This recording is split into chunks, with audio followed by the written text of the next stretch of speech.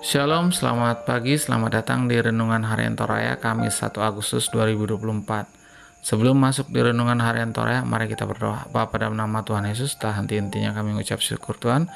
Kami akan baca firman-Mu, biarlah firman-Mu ini tetap tinggal di hati kami dan kami lakukan setiap hari. Di dalam nama Tuhan Yesus, haleluya, amin. Pembacaan terdapat pada 1 Korintus 11 ayat 17-22. 1 Korintus 11 ayat 17-22. Kebiasaan-kebiasaan yang salah dalam perjamuan malam. Dalam peraturan-peraturan yang berikut, aku tidak dapat memuji kamu sebab pertemuan-pertemuanmu tidak mendatangkan kebaikan tetapi mendatangkan keburukan. Sebab pertama-tama aku mendengar bahwa apabila kamu berkumpul sebagai jemaat, ada pemecah di antara kamu. Dan hal itu sedikit banyak aku percaya, sebab di antara kamu harus ada pemecah, supaya nyata nanti siapakah di antara kamu yang tahan uji. Apabila kamu berkumpul, kamu bukanlah berkumpul untuk makan perjamuan Tuhan. Sebab pada perjamuan itu tiap-tiap orang memakan dahulu makanannya sendiri, sehingga yang seorang lapar dan yang lain mabuk. Apakah kamu tidak mempunyai rumah sendiri untuk makan dan minum? Atau maukah kamu menghinakan jemaat Allah dan memalukan orang-orang yang tidak mempunyai apa-apa?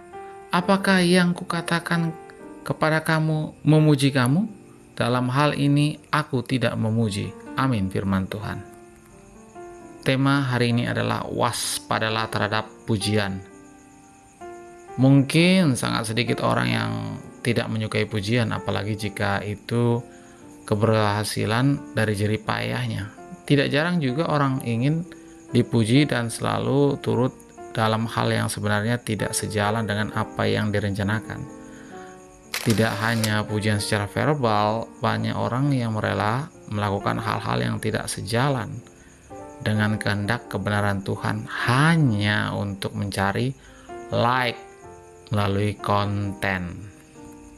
Dalam surat yang diberikan kepada jemaat di Korintus, Paulus dengan tegas menegur orang-orang yang melakukan perjamuan makan hanya untuk kesenangan pribadi ayat 21.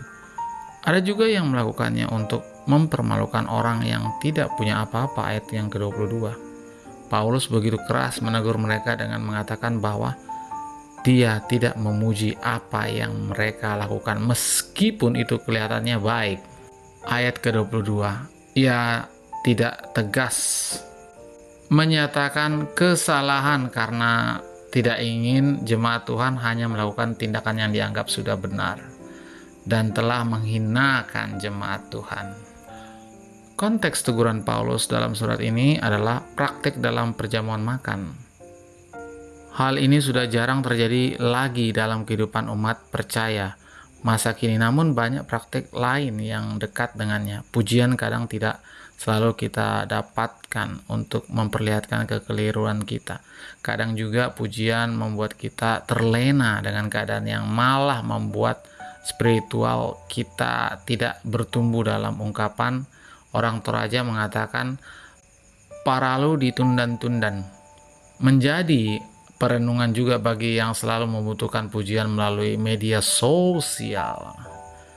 Bukan untuk membatasi kreativitas dalam setiap konten, akan tetapi perlu mengingatkan apakah setiap yang kita berikan itu hanya untuk kesenangan kita atau untuk kemuliaan Tuhan. Selamat menjalani kehidupan dalam terang kebenaran Tuhan. Amin. Mari kita berdoa. Bapa, dalam nama Tuhan Yesus, terima kasih Tuhan atas firman-Mu. Biarlah firman-Mu ini tetap tinggal di hati kami dan kami lakukan setiap hari. Dalam nama Tuhan Yesus, haleluya, amin. Selamat pagi, selamat beraktivitas. Tuhan Yesus memberkati. Amin.